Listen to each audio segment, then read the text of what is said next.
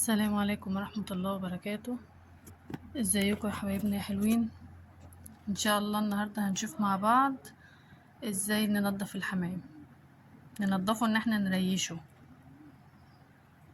انا كان عندي 3 حمامات اهوت دبحاهم اهوت. قلبت الكيس بقى وحطيته جنبي كده عشان اي حاجة تطلع احطها فيه على طول.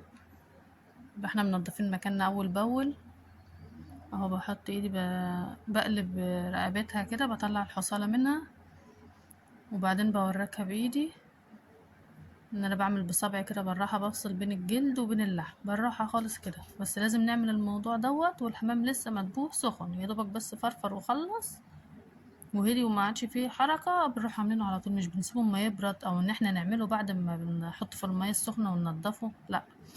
وبالمناسبه الميه السخنه لما بنيجي نحطها الميه دوبها بتنمل بس كده، الميه ما تغليش. الميه لو غلت اي طيور معانا بتتسلخ، بتطلع بالجلد بتاعها، متعرفش تنضفيها خالص. يا دوب هتنمل بس بسيط كده اهوت. انا بقلب الحمام معايا اهوت وبنضفه.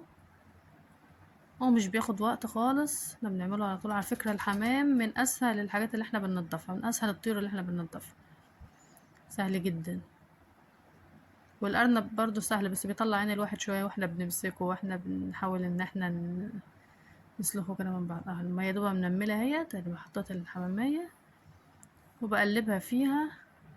بعدين بروح مطلعها على طول، ما بسيبهاش كتير، يا دوبني بقلبها بس عن جنبي. احطها تحت حبة مية ساقعة ببردها بسرعة عشان برضو السخونية ما تمسكش في جسمها قوي، ان احنا ايه نلحق كده على طول نعملها.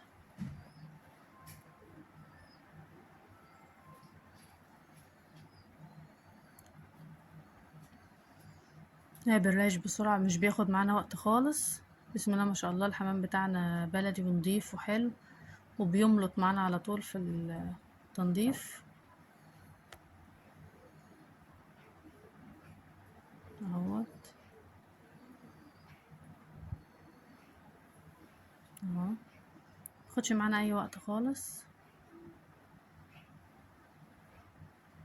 الدنيا سهلة وبسيطة يا جماعة، الواحد بس مش بيحاول يصعب الامور قدامه.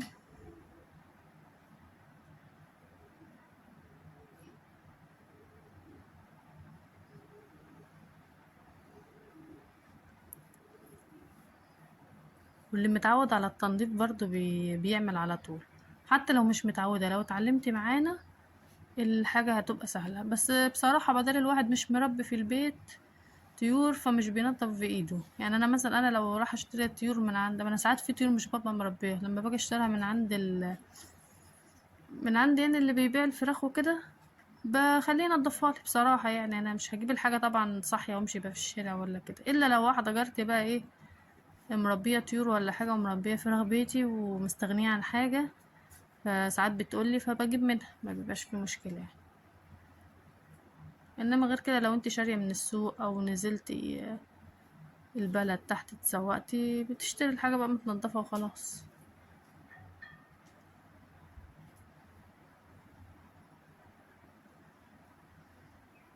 طبعا احنا بنعمل الحمام كده، يعني اللي بيجي اللي بيبقى موجود على الذبح بنذبحه ونعينه في الفريزر كده وبنلمه وناكله سوا، يعني احنا واخويا وعياله وكده نحب نتلم كلنا سوا يعني وناكل سوا الحاجات الحلوة ديت. فاحنا كنا دابحين قبلهم برضو وكنا عينينهم في الفريزر، وده كمان عليهم. وبعد كده ان شاء الله هنعملهم.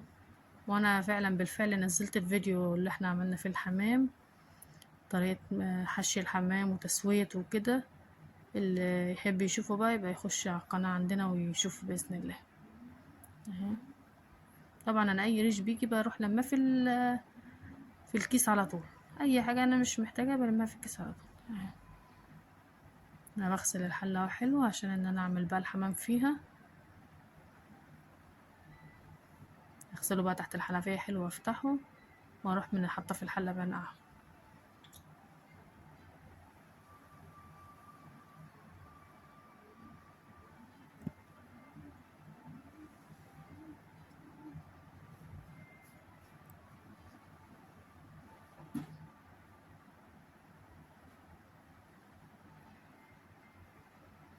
اهو بغسل اي حاجة قدامي اتوسخت يعني وانا بعمل الحاجة، بشطب اول باول حوالين مني، مش بخلي حاجة ايه قدامي كده. اول باول كده الواحد مش بيحس بالحاجة.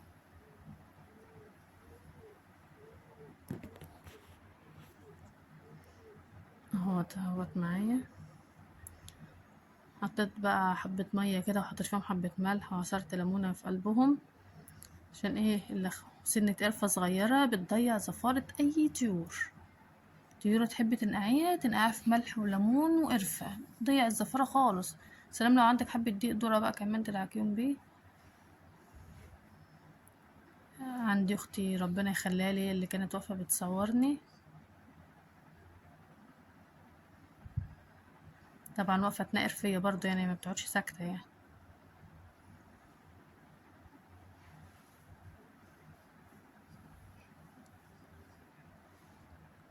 هو انا بقلم بقى كده الحمام، بشيل الزيادات اللي فيه، الزعانف والرجل وكده. طبعا الرجل انا مش بقطعها من عند المفصل بالظبط، لو قطعتها من عند المفصل بالظبط ما بعرفش اكتف الحمامية.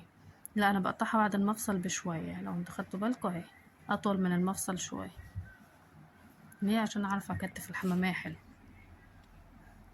والحمام بالذات الواحد بيبقى بالراحة عليه كده وهو بيعمله، خصوصا لو انت اول مرة، عشان ايه؟ مش تقطع الصدر بتاعه، طبعا مش هتعرف تحشيه لو عملت اهو.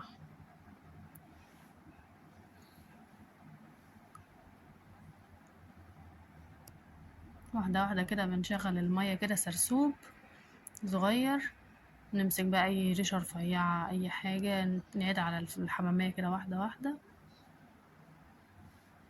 طبعا ايدينا كده من عند الرقبة، بندخل ايدينا من عند الرقبة من جوه كده، نشوف بقى اذا كان في اي حاجة تاني ولا بتاع. اهي بسم الله ما شاء الله. الحمام ده بصراحة يا جماعة كائن رايق جدا وحلو بصراحة، في أكله وفي كل حاجة، هو في تنظيفه ومريح وفي أكله وفي تربيته، هو ممتع بصراحة. اهو. وبرضه بدخل ايدي من بين الورك كده واللحم، بوراكوا برضه من تحت، بحب انا اوريكم الحتة دي برضه اهو. مية وكتفتها وظبطتها بقت مية مية. يعني بفتح القلب، بحب ان انا افتح القلب كده فتحة، لو في اي دم متجمد ولا حاجة بروح في ركاب ايدي. بص الحمامية نضيفة ازاي وحلوة، عشان هي متربية برضه في البيت، ومتربية واخدة راحتها في التربية، مش الواحد مستعجل عليها في الذبح. انا بسيبه لما يكون مقرب يطير كده يعني ايه، يبقى الحمامية حلوة ماسكة راحة. بعبيها مية عشان لو فيها اي حاجة، بروح على الباب المية كده بيطلع. بص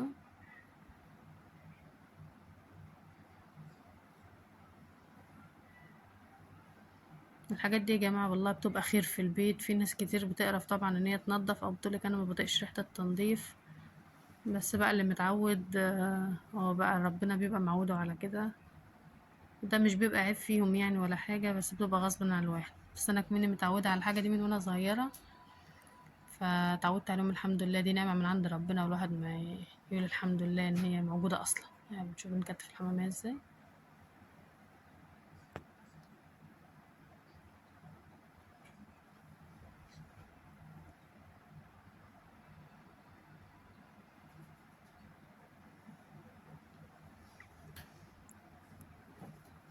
انا بحب دايما وانا بنضف طيور بعمل اي حاجة، بحب اذكر الله وبحب اصلي على النبي عليه افضل الصلاة والسلام. الواحد كده بيحس براحة نفسية سبحان الله. بحس ان ربنا دايما يسترها معاه ومع اولاده، يا رب يا رب يسترها معانا جميعا ومع اولادنا يا رب. خلينا كل اللي احنا بنحبه. اهيت.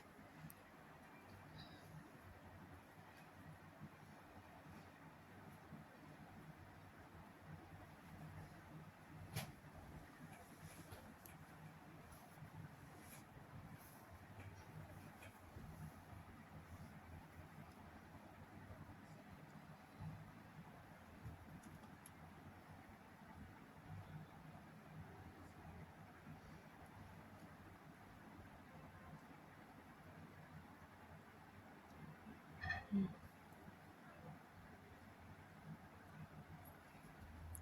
دي اخر واحدة اهي.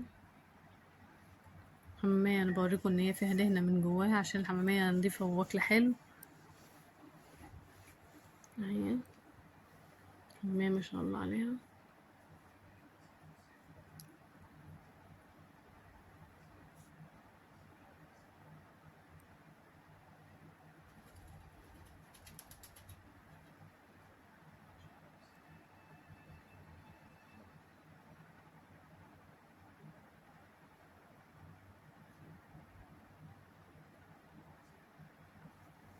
دي القناصية انا بفتحها طبعا وبطلع الغلاف اللي بيبقى جواها اللي هو بيبقى فيه الاكل عشان بقى اللي مش بينضف وكده. ايوه الحتة الصفرا اللي بتبقى جواها دي بشيلها، هي بتطلع على طول معانا اهو. الحمام ما خدش معانا وقت ولا حاجة، ودينا بنتسلى. بس ربنا يجعل الخير دايما في البيت، الواحد ما يكرهش والله. ربنا يجعل الخير عندنا وعندكم دايما. انا خلصت، هغطي بقى عليه، انا حطيته يتنقع. ويا ريت يا جماعه الواحد ما يحطش خل خالص للطيور في النقعه، لان الخل بيهتك الخلايا اللي فيه. الحمام اهو زي الفل ما شاء الله عليه اهو، زي الورد اهو.